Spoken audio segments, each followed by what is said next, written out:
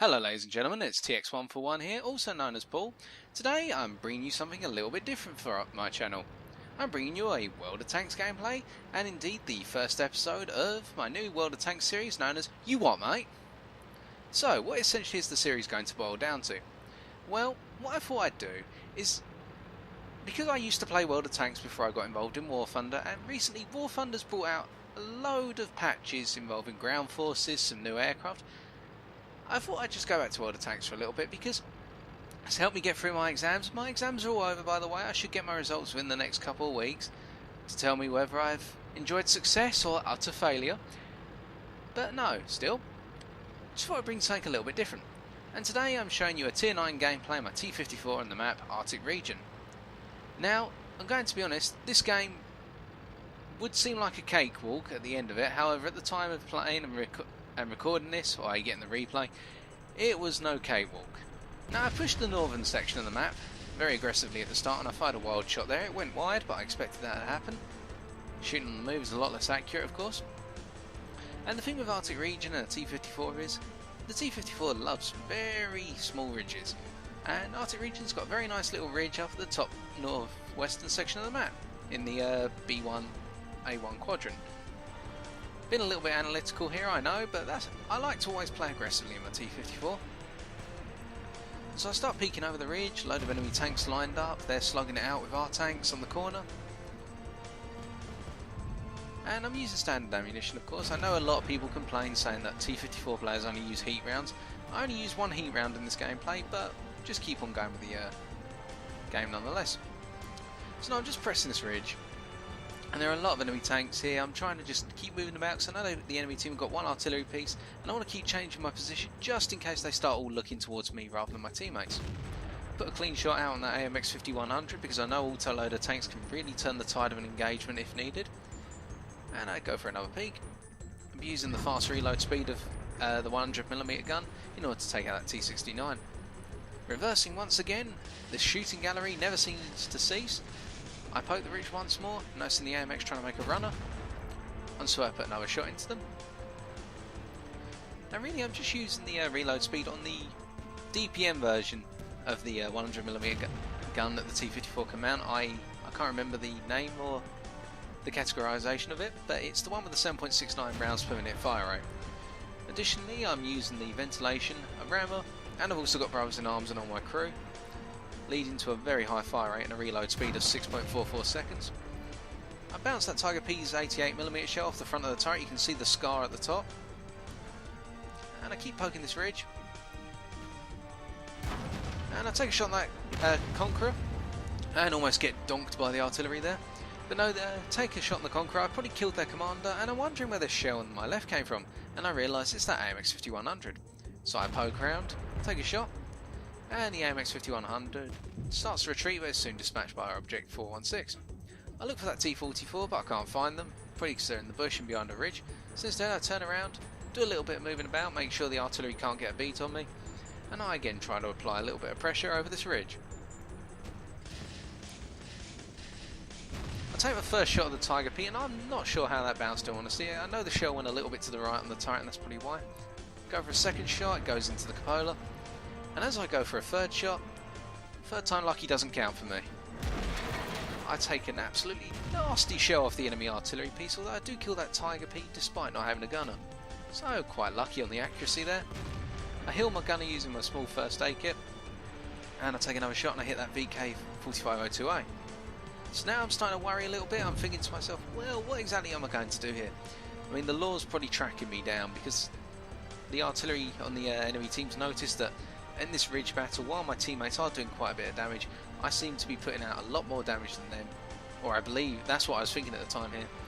And as a result, I'm putting myself into a position where I can really press home the advantage, and the artillery wants to stop that. So as I poke over again, notice the VK is really exposed, so I put one into the side of their turret, and another one. And I go for a third time lucky, although the artillery almost hits me again, and the VK gets dispatched by our IS-3. So looking over, Conqueror.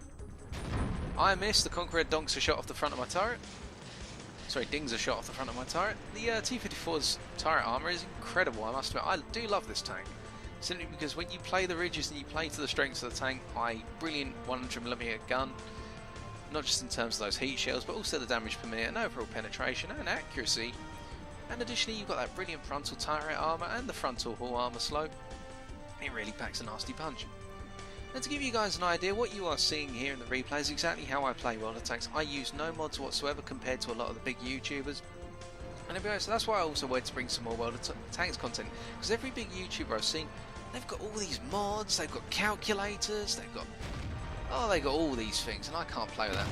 Now, talking about bad play here, I really miscalculate this. I panic, the artillery just misses me, and I think at this point, well, the enemy aren't going to take a blind bit of notice. But they do, they take out my engine, the Conqueror's firing high explosive at me. I managed to kill that WZ-111, and I load a heat shell because I think the Conqueror's going to kill me in the next shot, and I want to guarantee that kill. Now, I panicked, I did repair my tracks. I shouldn't have used the repair kit on my tracks, I should have just sat there and slugged it out. With hindsight, of course, but I've only used one heat shell, the engine's a bit damaged. But if I'd just been a little calmer, hadn't panicked, and tried pressing the situation more than I had to, yeah, well, I could have repaired my engine and had my full speed.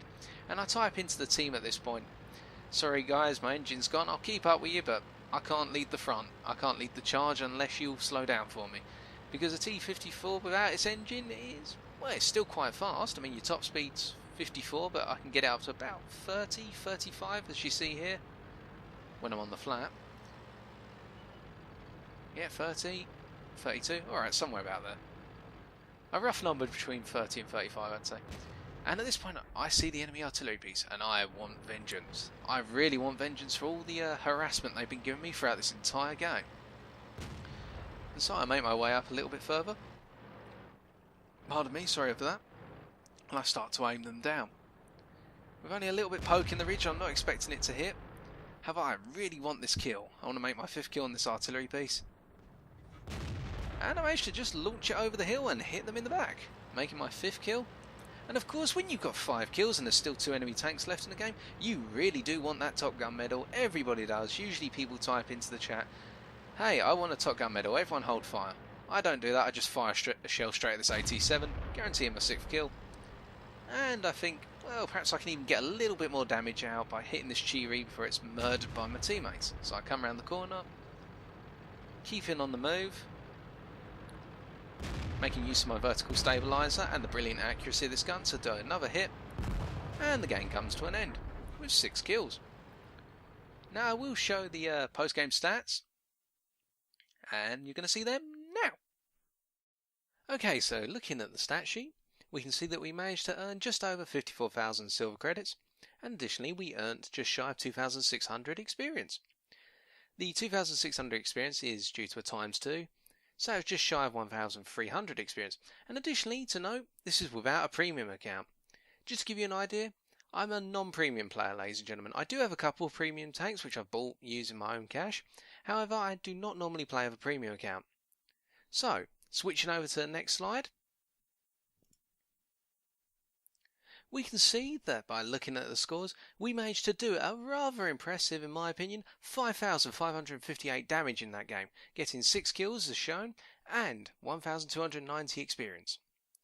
We have outperformed the expectations of our tank, and we pretty much put the game on our back by having more damage than anyone else by a good margin, and having well over double the damage of the next top damage player.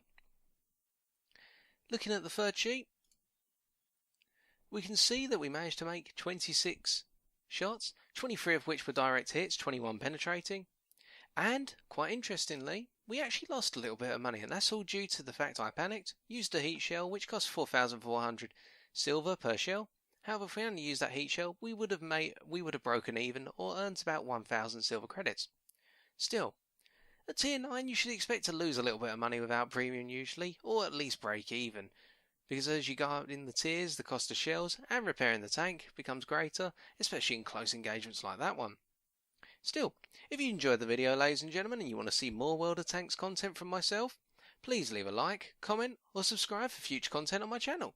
Until next time, take care and see you on the battlefield.